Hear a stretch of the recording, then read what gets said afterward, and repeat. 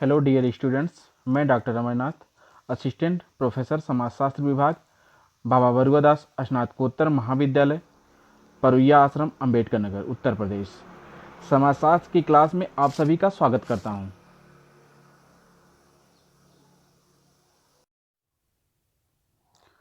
आज के हमारे लेक्चर का जो टॉपिक है वह है समाजशास्त्र का उद्भव एवं विकास,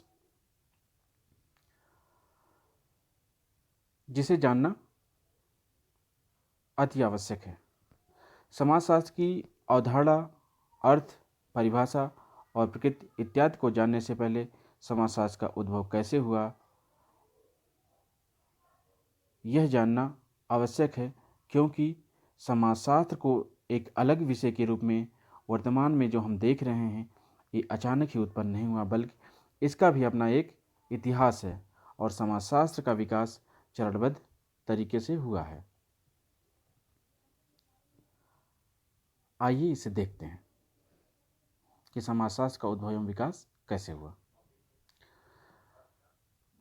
समाजशास्त्र समाज का अध्ययन करने वाला विज्ञान है, लेकिन कोई भी विज्ञान शून्य से आरंभ नहीं हो सकता है और यह बात समाजशास्त्र के लिए भी लागू होती है। अर्थात कोई भी समाज विज्ञान जब आरंभ होता है उसके लिए कुछ विशेष परिस्थितियां और कारण होते हैं। यही बात समाजशास्त्र के लिए भी लागू होती है।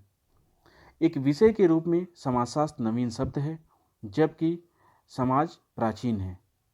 इस संबंध में विरिस्टेड ने अपनी पुस्तक द सोशल ऑर्डर, जो कि 1970 में लिखा है, इसमें कहा है कि एक विषय के रूप में समाजशास्त्र नवीन है, जबकि इसका अतीत काफ़ी प्राचीन या लंबा है, और यह भी कि समाजशास्त्र का एक लंबा अतीत रहा है लेकिन इतिहास काफ़ी छोटा, अर्थात विषय वस्तु काफ़ी पुरानी है। इस विषय की उत्पत्ति के पूर्व भी समाज के विभिन्न पहलुओं का अध्ययन व चिंतन विभिन्न शास्त्रों, राजनीति शास्त्र, अर्थशास्त्र, धर्मशास्त्र इत्यादि में विभिन्न विद्वानों द्वारा होता रहा है, लेकिन उन विषय वस्तुओं पर एक स्वतंत्र विषय के अंतर्गत वैज्ञानिक चिंतन कुछ वर्षों पहले, लगभग 150 वर्ष पहले प्रारंभ हुआ। यूरोप एवं विश्व के अनेक देशों में कुछ ऐसे विचारक समय समय पर आते रहे हैं जिनके विचारों ने समाजशास्त्र को एक पृथक विज्ञान के रूप में विकसित होने में महत्वपूर्ण योगदान दिया है। समाजशास्त्र के उद्भव एवं विकास को बताने के लिए टीवी वाटावोन ने इसे कुछ चरणों में विभाजित किया है, जिसके अंतर्गत उन्होंने समाजशास्त्र की उत्पत्ति के बारे में चर्चा की है, जो इस प्रकार है। पहला चरण, इस चरण के अंतर्गत पश्चिमी समाजों में समाजशास्त्र के उद्भव व विकास को यूनानी विचारकों में क्रमबद्ध रूप में देखा जा सकता है, जिन्होंने बहुत पहले ही सामाजिक संबंधों का सूक्ष्म अध्ययन किया था। प्लेटो ने अपनी पुस्तक द रिपब्लिक और अरस्तु ने एथिक्स और पॉलिटिक्स में अनेक सामाजिक घटनाओं, प्रथाओं, पारिवारिक संबंधों, स्त्रियों की स्थिति और सामाजिक संहिताओं पर प्रकाश डाला था। यूनानी सामाजिक विचारकों में लुक्रेशियस, सिसरो तथा मार्कस ऑरेलियस आदि के विचार भी उल्लेखनीय हैं। इनके ग्रंथों में आदर्श राज्य और विश्व बंधुत्व की भावना दिखाई पड़ती है।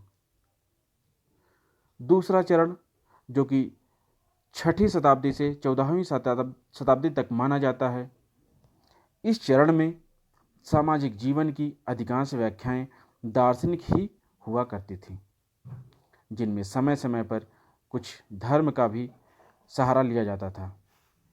इस चरण के अंत में कुछ ऐसे भी चिंतक मिलते हैं जिनके विचारों से ऐसा मालूम पड़ता है कि उस काल में दर्शन और धर्म की जगह तर्क प्रधान हो गया था। इस काल के प्रमुख विचारकों में थॉमस अक्विनास तथा दांते ने समाज को परिवर्तनशील माना और उसके तथ्यों का अध्ययन करने के लिए कार्य कारण संबंध को स्पष्ट किया।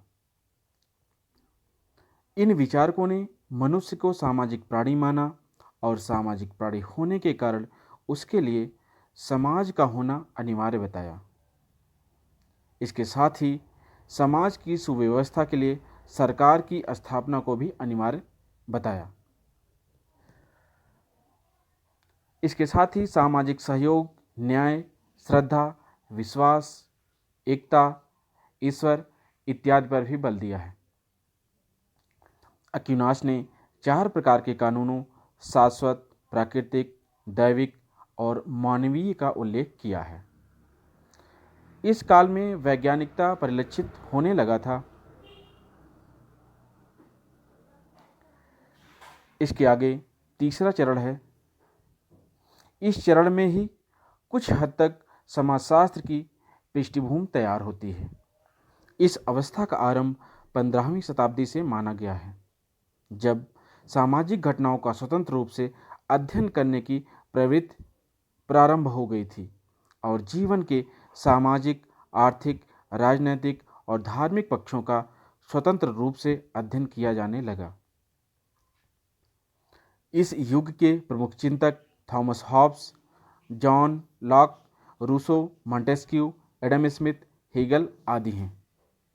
हॉब्स, लॉक और रूसो ने सामाजिक समझौते का सिद्धांत प्रतिपादित किया। मॉन्टेस्क्यू ने अपनी पुस्तक द स्पिरिट ऑफ लॉज में समाज की भौगोलिक व्याख्या प्रस्तुत की। थॉमस मूर ने आर्थिक और सामाजिक क्षेत्र में साम्यवाद की वकालत की। बेंथम ने समाज की मनोवैज्ञानिक व्याख्या प्रस्तुत की। एडम स्मिथ ने श्रम विभाजन, स्वतंत्रता और व्यक्तिगत स्वार्थ की व्याख्या की। माल्थस ने जनसंख्या के सिद्धांतों की व्याख्या की और जनसंख्या तथा खाद्य सामग्री के अनुपात को स्पष्ट किया। जेम्स हैरिंगटन ने इतिहास की आर्थिक व्यवस्था का सिद्धांत प्रस्तुत किया। बेकन ने सामाजिक चिंतन के क्षेत्र में सामाजिक कल्याण को सर्वाधिक महत्व दिया। इस प्रकार इस काल में विचारकों द्वारा बौद्धिक चिंतन प्रारंभ किया गया और समाजशास्त्र के लिए अपने क्रांतिकारी या उपयुक्त विचार प्रस्तुत किए। इसके आगे चौथा चरण आता है, जो कि समाजशास्त्र के उद्भव और विकास के लिए वैज्ञानिक चरण माना जाता है और वास्तविक चरण माना जाता है। इस चौथे चरण में ही सही मायने में समाजशास्त्र की पृष्ठभूमि तैयार हुई। बाटोमोन ने कहा है कि समाजशास्त्र का प्राक इतिहास लगभग 100 साल का निश्चित किया जा सकता है और यह मोटे तौर पर 1750 ईस्वी से 1850 ईस्वी तक निर्धारित किया जा सकता है। परंतु समाजशास्त्र का विकास एक विशिष्ट विज्ञान के रूप में 19वीं सदी के उत्तरार्ध और 20वीं सदी के प्रारंभिक काल में हुआ है। यह आधुनिक समाजशास्त्र का निर्माण काल माना जाता है।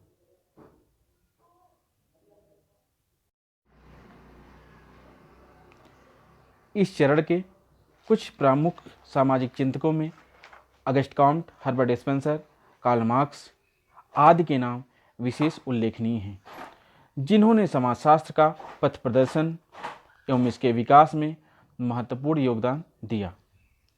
यह भी सही है कि कार्ल मार्क्स ने कभी भी समाजशास्त्र जैसे शब्द का प्रयोग अपने किसी भी पुस्तक या लेख में नहीं किया है, लेकिन समाजशास्त्र के विकास में उनके वैचारिक योगदानों की महत्वपूर्ण भूमिका रही है।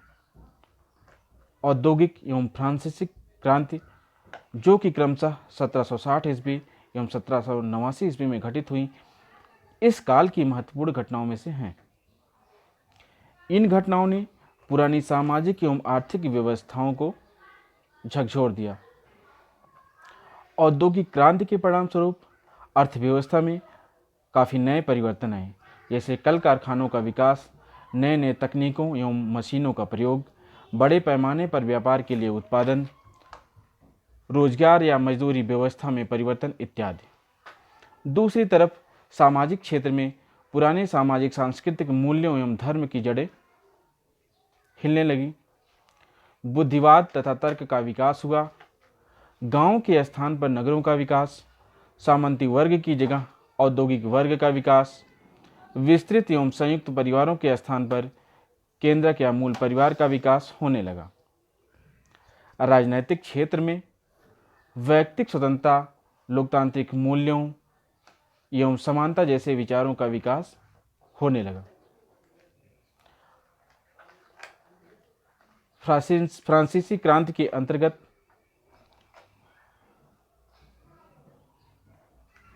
स्वतंत्रता, समानता एवं भाईचारा इसका आधार रहा है। इसके माध्यम से सामाजिक संरचना के विभिन्न अंगों में परिवर्तन हुआ।